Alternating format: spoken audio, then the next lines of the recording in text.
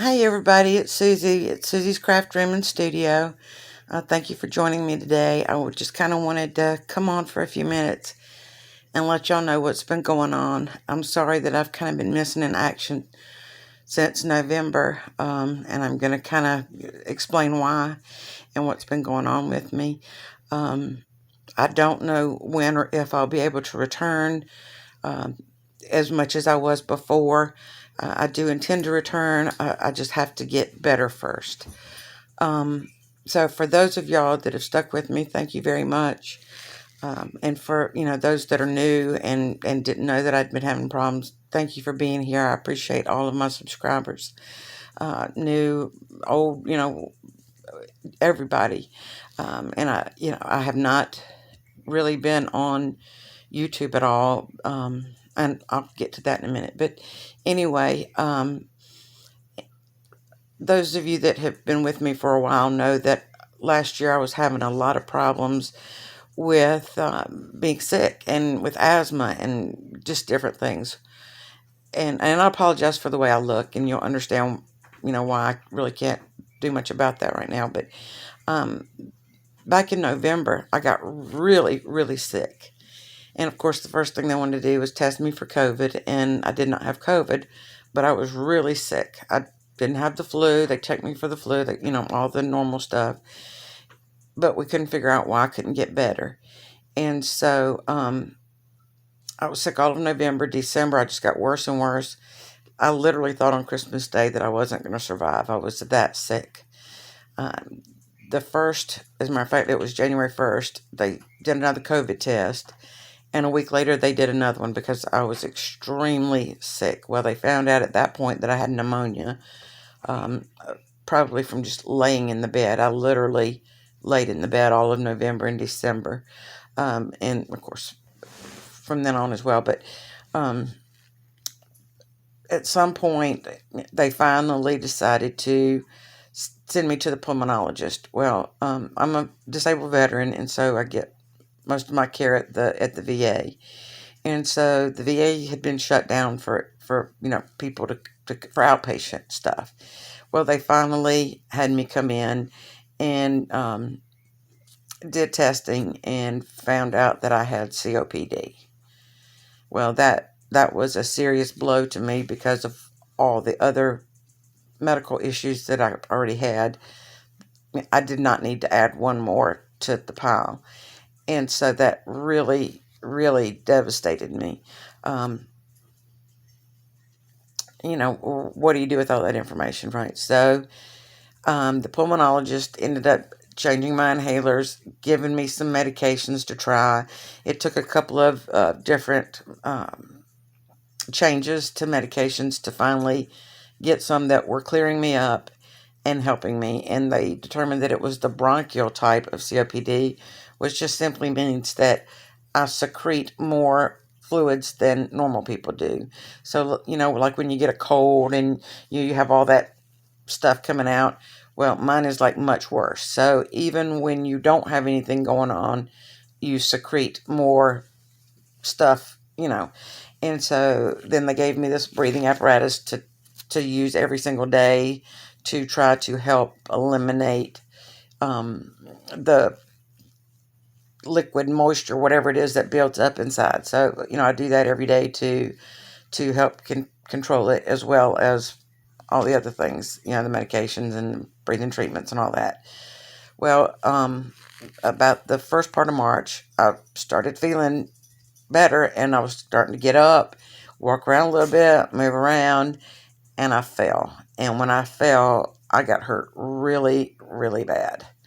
Y'all know that I have chronic back troubles and that I have a broken tailbone. Well, when I fell directly on my tailbone, which of course didn't help that situation, but it also caused more damage to my spine. And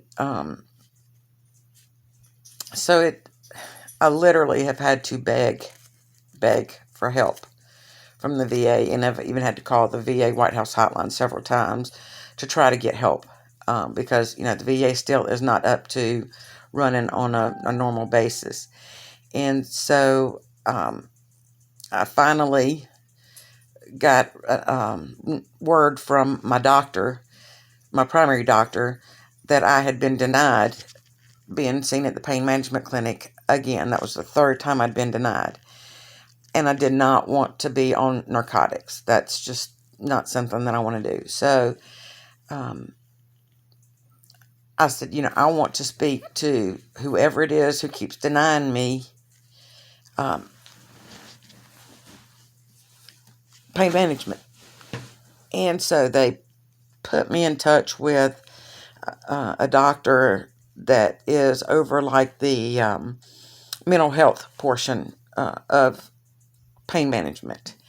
And she said that I was approved for that part, but not for the actual treatment part, which didn't make sense to me. And so I told her I wanted to know exactly why I've been denied in getting treatment in pain management, in the actual physical side of it. And she said, well, we need to work on the emotional side and see if, we can do different things to help you emotionally deal with it and ease your pain. And I said, I want to know today, this day, why I keep getting denied treatment. And she said, well, that the doctor who made the decision is very thoughtful in his processes, and that he makes very thoughtful decisions based on, whatever his expertise is.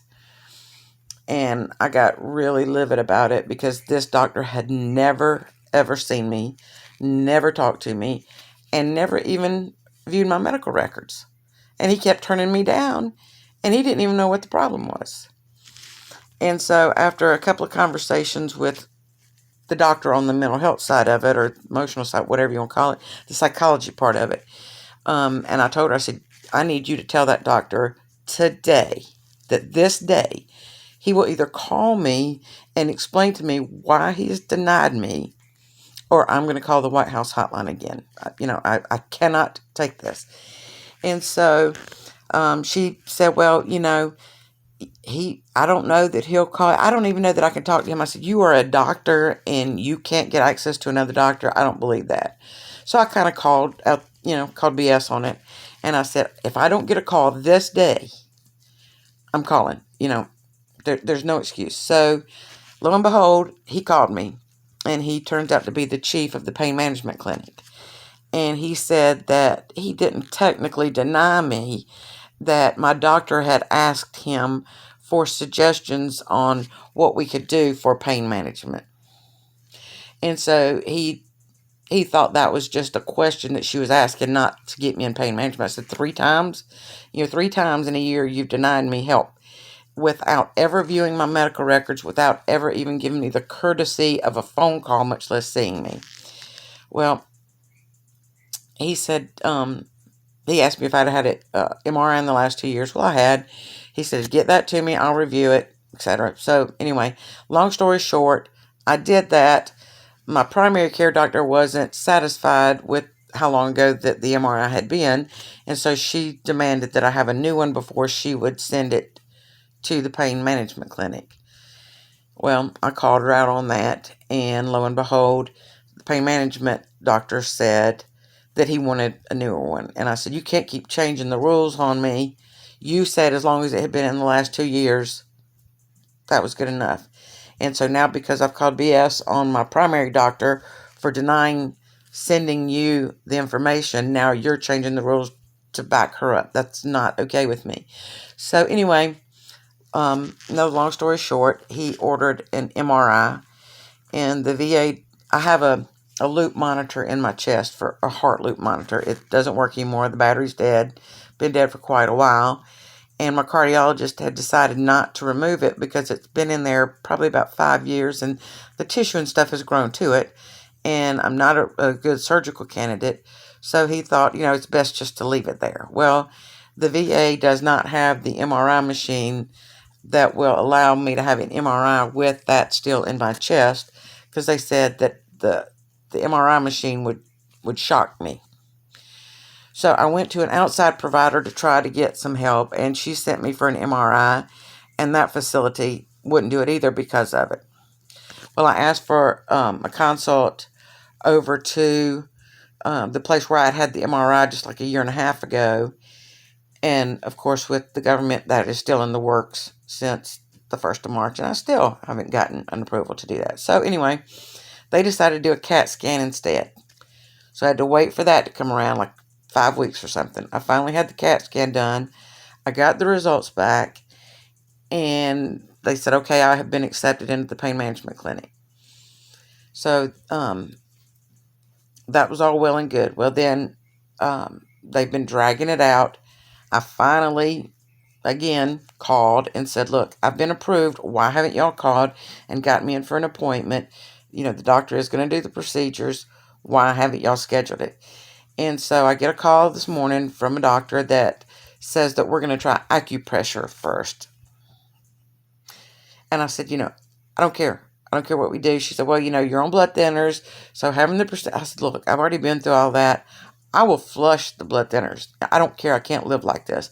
I can't function. I can't do anything. I lay in the bed all the time. Well, as y'all can imagine, that has caused me serious, serious depression. I've been fighting some very, very serious depression. I've gone to a very deep, dark place. And I'm in this dark place. I'm figuring out who I am. I lost myself a long time ago, and in this journey, just laying here, you can only watch so much TV and play so much solitaire before you start crazy. And so I've been trying to figure out, why I am the way I am, why I've reacted to things the way I've reacted to them, and it's been quite a emotional experience. I haven't been able to watch, YouTube crafting channels at all because it's depressing. It adds to my depression because I can't craft. I can't set up. And so I just lay here all the time. And then I guess it was about a week ago, I found out that I have MRSA. And I don't really know how to describe what MRSA is. I think it's like a bacterial infection that somehow gets in your skin. And I think they told me about 80 to 90% of the population has it, but you don't know you have it unless it's active. Well, it lives in every hospital and all the walls. There's no way to get rid of it. And so if you go in the hospital, you may end up with MRSA, and that's how I got it. I had to have surgery, and I ended up getting MRSA. They actually tested me before I went in. I didn't have it, and then when I got out, they tested me, and I did have it. So you can catch it in the hospital. You can catch it anywhere, actually. So, and you don't know who's walking around with active MRSA unless they tell you. Well, when my MRSA is active, I don't go around anybody. Because you're very, very contagious. MRSA is highly contagious. And so, as y'all know, my daughter and son-in-law and my grandson live with me, and it's breaking my heart every time my grandson comes to the door, knocking, Nana, Nana, and I can't hold him, I can't hug him, I can't play with him.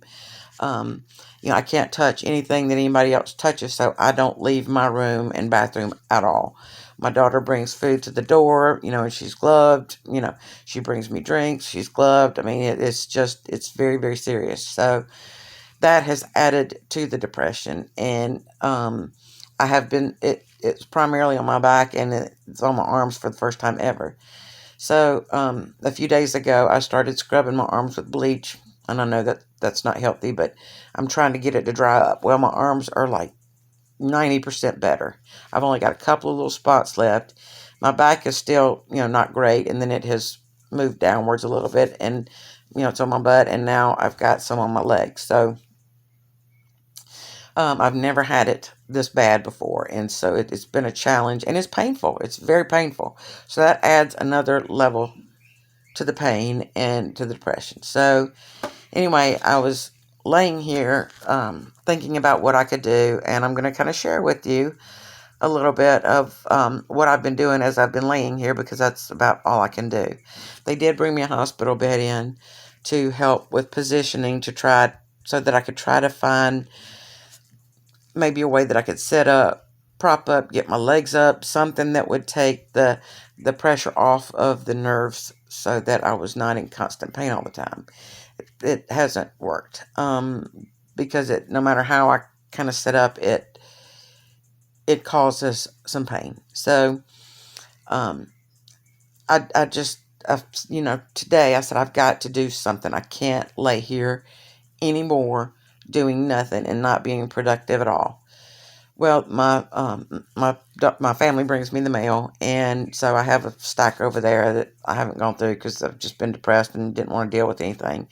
So I grabbed out the junk mail, the flyers and stuff, and wanted to show you kind of what I've been working on, and maybe give y'all some ideas, especially if you don't have the money to buy supplies and get all the fancy stuff that everybody else gets. You don't need it. You never ever have to buy a digital kit. You don't have to buy scrapbook and paper. You can make your own of everything.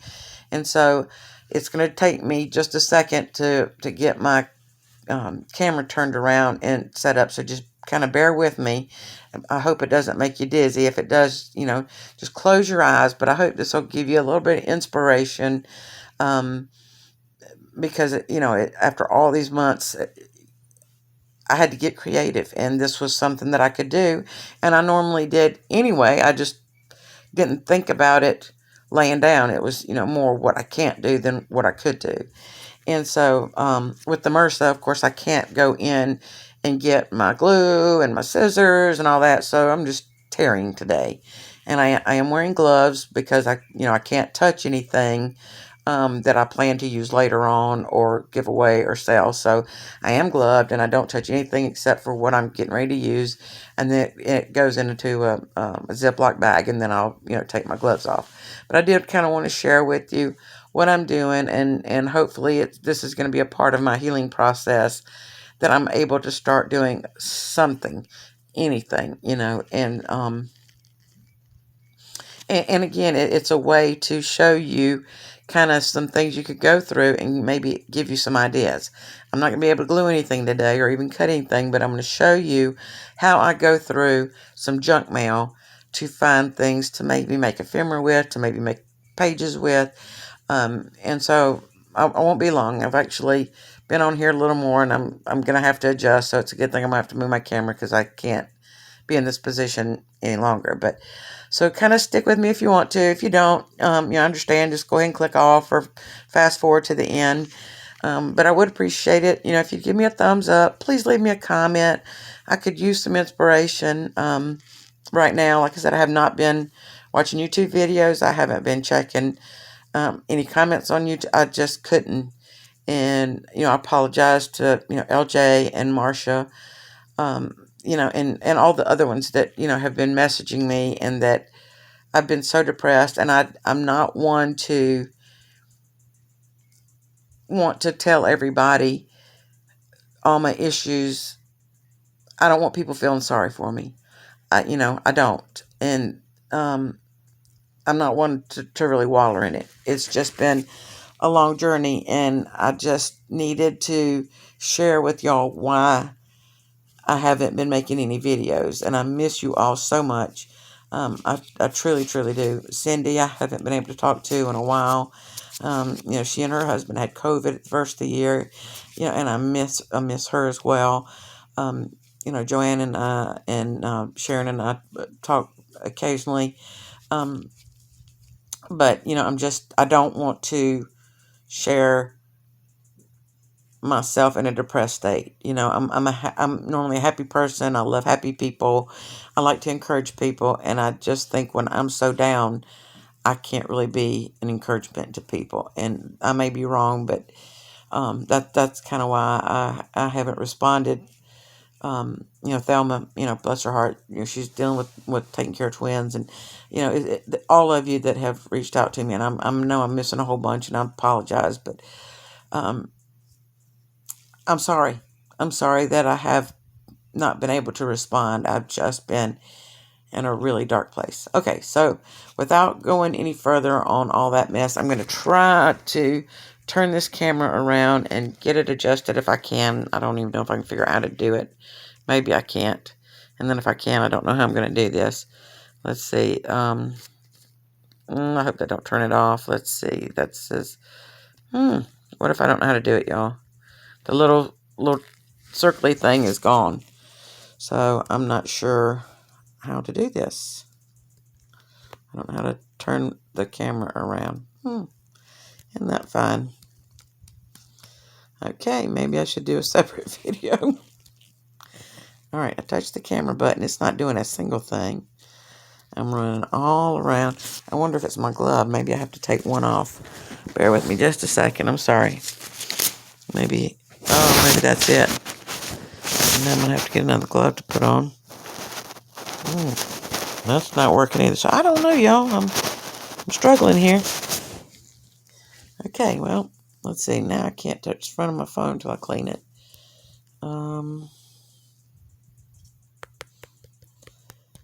All right, I don't know how to do this, y'all. I'm so sorry. Let me try to pause this a second.